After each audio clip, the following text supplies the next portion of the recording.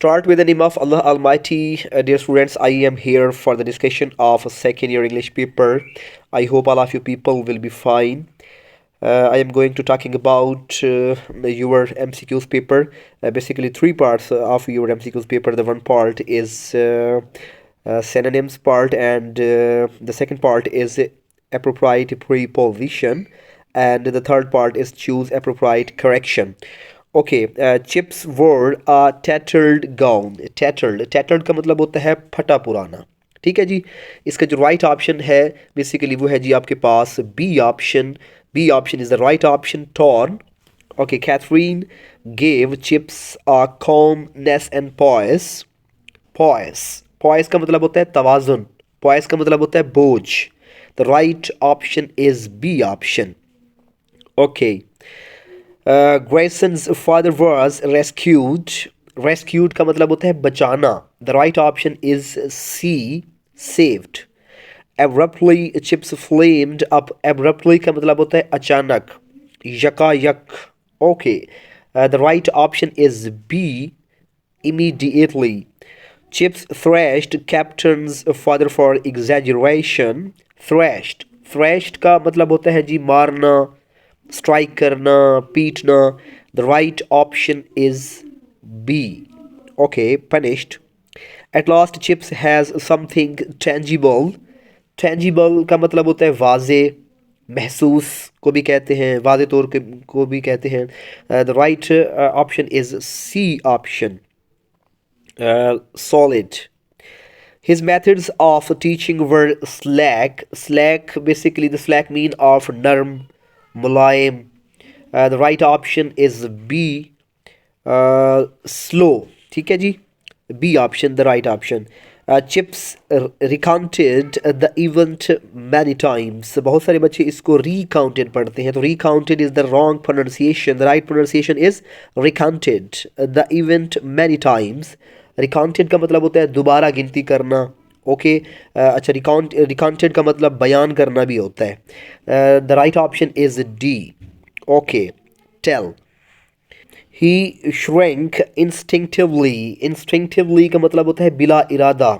The right option is A, automatically. The refrain to appoint him officially. Reference का मतलब रोकना भी होता है, बंद करना भी होता है, उसके बाद थामना भी होता है। The right option is D, avoid. रोकना भी कहते हैं, बंद करने को भी कहते हैं, थामने को भी कहते हैं जी, अवॉइड द राइट ऑप्शन जी। Choose appropriate preposition.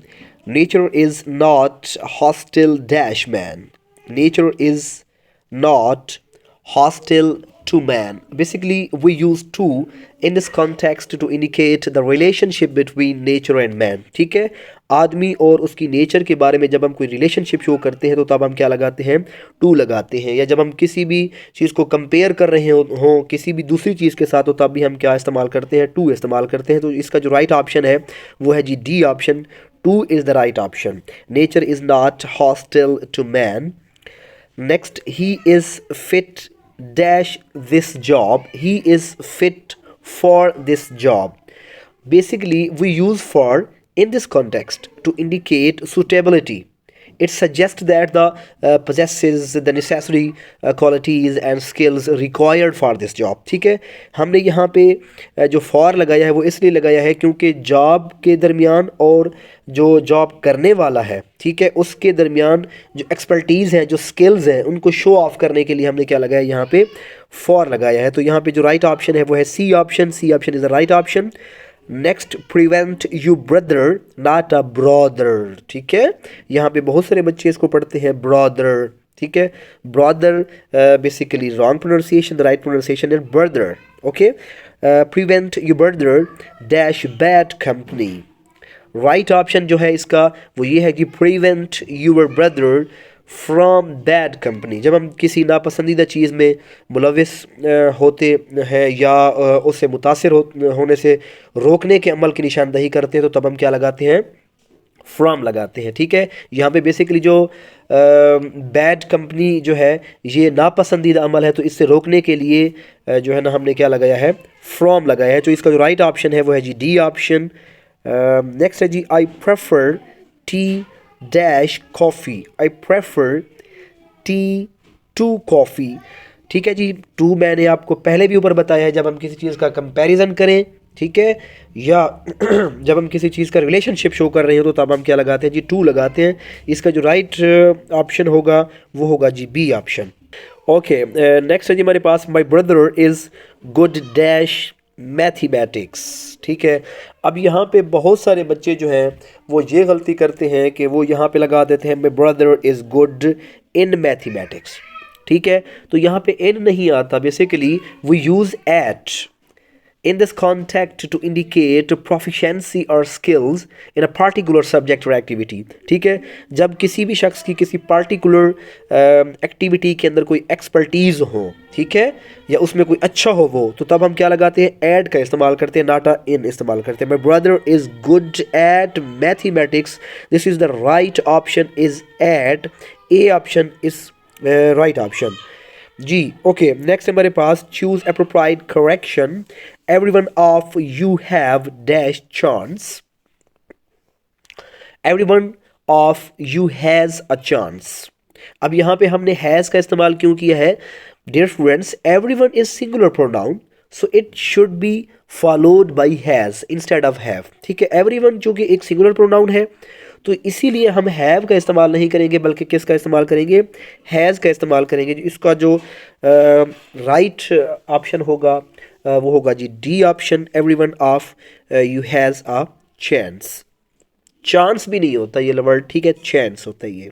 Okay, Iqbal is a greater than any poet, Iqbal is a greater than any other poet. ठीक है, हम इकबाल का कंपेयर कर रहे हैं किसी दूसरे पोइट्स के साथ, तो दूसरे का वर्ड आपने यहाँ पे यूज़ करना है अदर पोइट। ओके, इसका जो सी ऑप्शन है वो है दुरुस्त। It is snowing here since 2 weeks, it has been snowing here since 2 weeks।